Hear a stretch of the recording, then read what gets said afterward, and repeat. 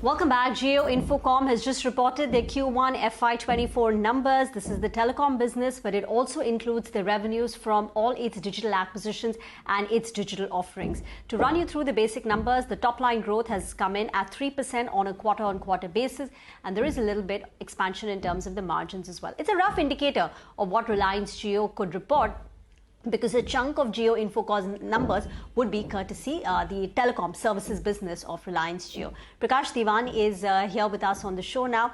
Prakash, any thoughts on Jio Infocomm's numbers, and what would be the key trends to track this time, which will influence Jio's numbers?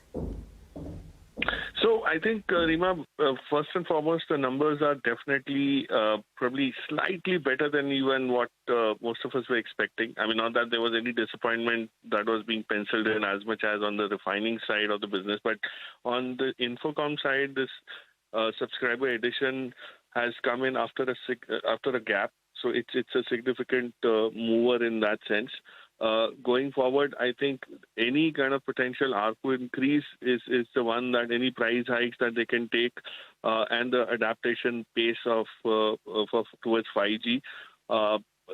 Thanks to the new introduction of the Bharat handset and all. So those are things that I think will drive. Those are the driving vectors going ahead.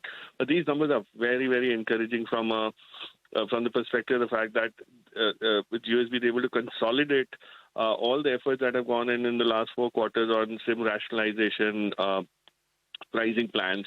All of that is now coming into the picture, and the margins have been maintained. There's no let up on that. 52.3% EBITDA is definitely very impressive. Yes, margins for the company have been rising. But do you think margins going ahead could be under risk because the company has gotten a little more aggressive on its pricing, over the last couple of months? And even this Jio Bharat phone, the new offering, the smartphone offering, do you think while it will boost volumes, it could be ARPU dilutive? So it's a very smart strategy, according to me, of issuing aggressive pricing at a very affordable price point for people to start adapting to 5G from that 2G, 2G regime on the back of the handset sales. But at the same time, if you see the other plans that they have on 5G, where they're not doing anything in terms of pricing which can be dilutive to the ARPU. So if in balance, if you see if they were to get new subscribers from the lower end and higher revenue from the high-end users, it will probably balance out. The ARPU might not increase very dramatically, but it will probably set the platform or the base for any kind of incremental improvement in ARPU going forward after, let's say, 2-3 quarters. So, the rollout is the one that you need to keep in mind. This has to go hand in hand with the pace of the rollout. And till the rollout is not reached a stage of maturity, you will probably not see too much of ARPU changes. But after that, it will be very accelerated.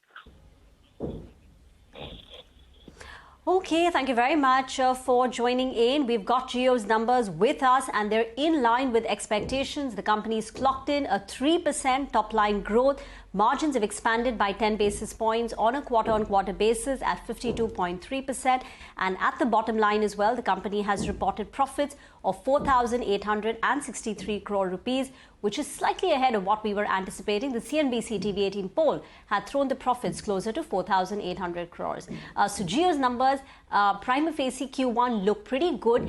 It's in line with expectations. We will await the details on the subscriber and the ARPU numbers. With that, I'm going to hand it back to the studio.